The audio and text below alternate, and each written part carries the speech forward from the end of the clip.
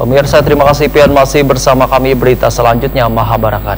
Menteri Agama Yakut Khalil Qaumas telah menutup masa operasional penyelenggaraan ibadah haji 1445 Hijriah dalam konferensi pers di Asrama Haji Pondok Gede Jakarta, Kamis 25 Juli 2024. Yakut Khalil Qaumas menyampaikan hingga penutupan masa operasional masih terdapat 46 jamaah haji Indonesia yang masih dirawat di Arab Saudi.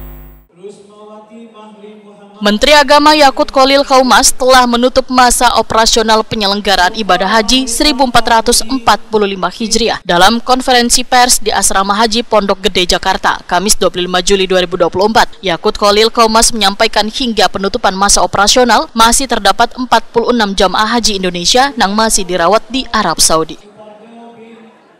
Yakut Khalil Qaumas menyatakan jamaah yang sakit tersebut akan terus dipantau oleh kantor urusan haji di Jeddah. Wan selawas dalam perawatan kada dikenakan biaya. Menurut Yakut Khalil Qaumas, dalam masa penyelenggaraan haji 1445 Hijriah, Indonesia memberangkatkan 213.275 jamaah haji reguler mulai 12 Mei hingga 11 Juni 2024. Sementara di masa pemulangan mulai 21 Juni hingga 22 Juli 2024 ada 212.720 jamaah yang dipulangkan ke tanah air dalam 553 kloter. Kembalinya seberatan kloter ke Indonesia, ujar Yakut Khalil Qaumas, maka operasional haji di Arab Saudi pun berakhir, sehingga dalam waktu dekat akan menggelar evaluasi sekaligus memulai persiapan penyelenggaraan ibadah haji 1446 Hijriah.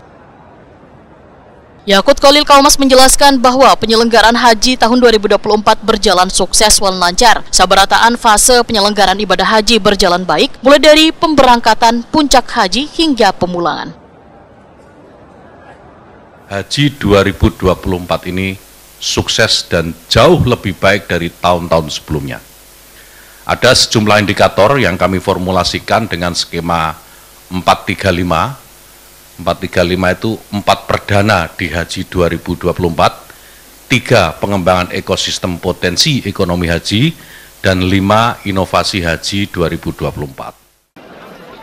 Sebelumnya, Arab Saudi sudah mengumumkan bahwa kuota haji Indonesia tahun 2025 sebanyak 221.000. Pada awal September 2024 sudah akan dimulai pertemuan persiapan wan rapat dengan perusahaan penyedia layanan, yaitu paket, akomodasi, wan konsumsi.